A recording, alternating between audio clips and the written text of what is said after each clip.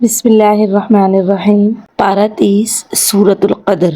ہر وہ رات شب قدر بن جائے گی جس میں آپ قرآن سے فیضیاب ہوں گے۔ آپ کا ہر وہ دن یوم قدر بن جائے گا جس کو آپ نے قرآن کے ساتھ جوڑ دیا۔ اس کے بعد سورۃ البینہ ہے۔ آغاز میں بیان کیا جا رہا ہے کہ جب تک علم نہیں آیا تھا سب ایک تھے، اور آج بھی دنیا میں ایسا ہی ہے۔ جب جہالت کی رسمیں ہوتی ہیں تو سب ایک جگہ ہوتے ہیں، اور جو ہی دین کی بات ہوتی ہے تو سب اپنے اپنے فرقوں میں بٹ جاتے ہیں۔ یعنی علم کے بعد فرقے شروع ہوئے۔ اس پوری سورت کا موضوع اخلاص ہے۔ دعا کریں کہ اللہ تعالی ہمیں مخلص بنا دے، آمین۔ اس کے بعد سورۃ الزلزال ہے۔ اس سورت میں اللہ تعالی بیان کر رہے ہیں کہ یہ زمین تمہارے نقش نوٹ کر رہی ہے، اور یہ زمین بھی انسانوں کے عمل کی گواہی دے گی۔ اس کے بعد سورۃ العادیات ہے۔ اس سورت میں اللہ تعالی ان گھوڑوں کی قسم کھا رہے ہیں جو اس کے راستے میں نکلتے ہیں۔ آج کی زبان میں کہہ لیں ان گاڑیوں کی قسم جو اللہ کے راستے میں چلتی ہیں،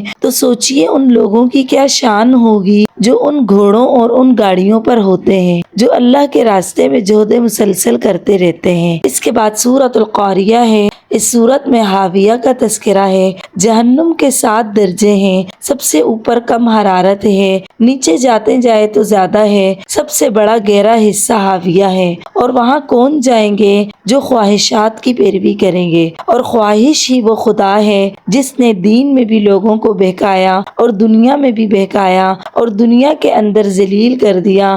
خواہش ایسی چیز ہے کہ انسان اپنے نقصان اور فائدے کو بھی نہیں جانتا۔ اللہ تعالی ہمیں اپنی خواہشوں کے پیچھے پڑنے سے محفوظ رکھے، آمین۔ اس کے بعد سورۃ التکاثر ہے۔ اس میں بیان کیا گیا ہے کہ انسان کو دنیا حاصل کرنے کی تمنا نے غفلت میں ڈال دیا ہے، اور یہ سچ ہے۔ صبح اٹھ کر گاڑیوں کو دیکھیں تو ہر ایک کا رخ دنیا حاصل کرنے کی طرف ہوتا ہے، اور اس وقت سے 1-1.5 گھنٹہ پہلے کتنی گاڑیاں نکلتی ہیں اس کو بھی دیکھ لیجئے۔ کثرت کی ہوس نے انسان کو غفلت میں ڈال دیا ہے۔ اس کے بعد سورۃ العصر ہے۔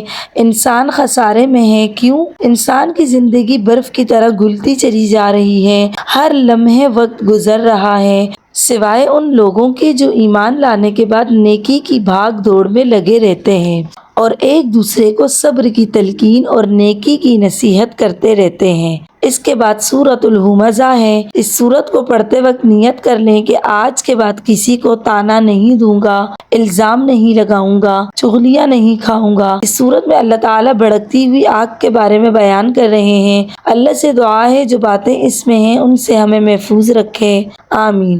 اس کے بعد سورۃ الفیل میں اللہ تعالیٰ بیان کر رہے ہیں کہ وہ کیسے اپنے گھر کی حفاظت کر لیتا ہے، کسی کے کام کی کیا ضرورت ہے۔ اصل بات یہ ہے کہ جو کرے گا اس کا اپنا ہی فائدہ ہوگا۔ اس کے بعد سورہ قریش میں ہمارے لیے سبق ہے کہ اللہ تعالیٰ ہمیں نعمتوں کو پانے کے بعد اپنا مزید شکر گزار بنا دے۔ اس کے بعد سورۃ الماعون کی آخری آیات میں ایسے نمازیوں کے بارے میں تذکرہ ہے جو نماز پڑھتے ہیں، کبھی پڑھی کبھی نہیں پڑھی، اور ضرورت کی چیز پاس ہوتی ہے لیکن دوسروں کو نہیں دیتے، تو ایسے نمازیوں کے لیے خرابی ہے۔ اللہ سے دعا ہے کہ دل کے اس بخل کو ختم کر دے، آمین۔ پھر سورۃ الکوثر سے ہمیں سبق ملتا ہے کہ دنیا میں اللہ کوئی کمی دے دے تو ملال نہ کریں، اللہ سے دوسری طرف خیر لیں۔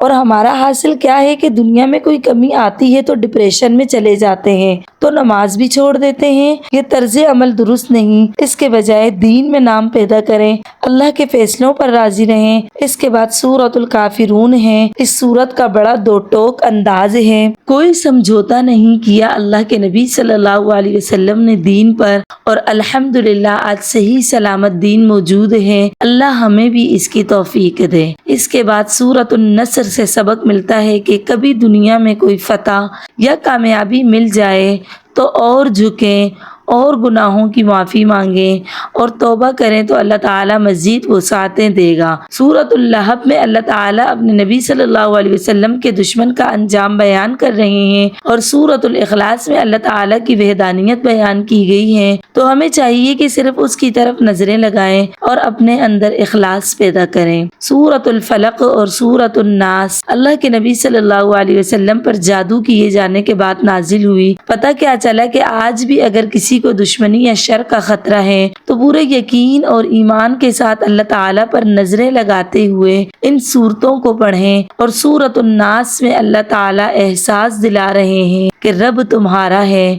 اور اس صورت سے پتہ چلا ہے کہ کس چیز سے پناہ مانگنی ہے، ان وسوسوں سے جو بار بار نیکی کرنے سے انسان کو ہٹاتے ہیں۔ غور کریں تو پہلی سورۃ الفاتحہ اور آخری سورۃ الناس دونوں کا ایک ہی مضمون ہے کہ اللہ ایک ہے، اس کے بندے بن جاؤ۔